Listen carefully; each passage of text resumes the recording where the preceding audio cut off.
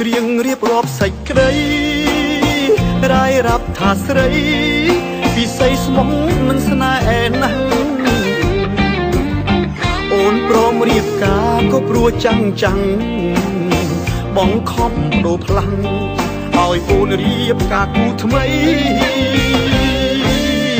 វាចាំងកម្រិលពេកណាស់ទៅហើយអោសង្សារអើយមិនបាច់អូនប្រឹងបំភ្លៃ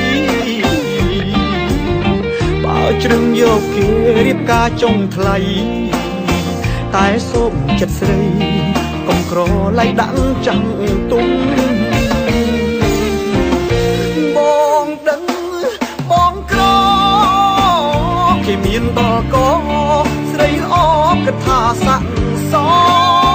មយកលេះផ្ដេសផ្ដាំចោលដាក់ចាស់ទុំហើយថែមចោលព្រំលីខិតអរគុណពីមុនដែលស្រឡាញ់បងកុំព្រួយនួនល្អ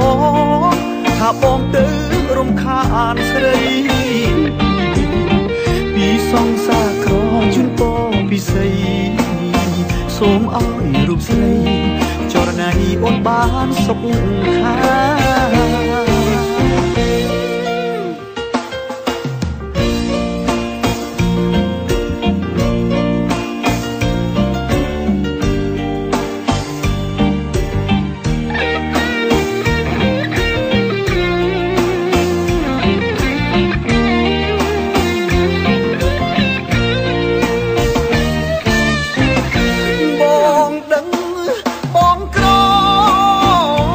មានដល់កស្រីអកថាស័ក្តិសមយកលេះផ្ដេសផ្ដាំ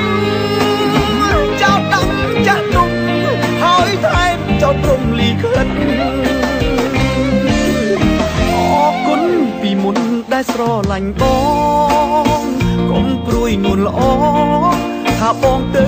រំខានស្រីពីសង្សារក្រជូនពរពិសីសូមឲ្យរូបស្រីចរណៃអូនបានសុខខាបងរស់ឈឺចាប់ពោវាមិនថ្មីសំខាន់រូបស្រីចរណៃអូនបានសុខខា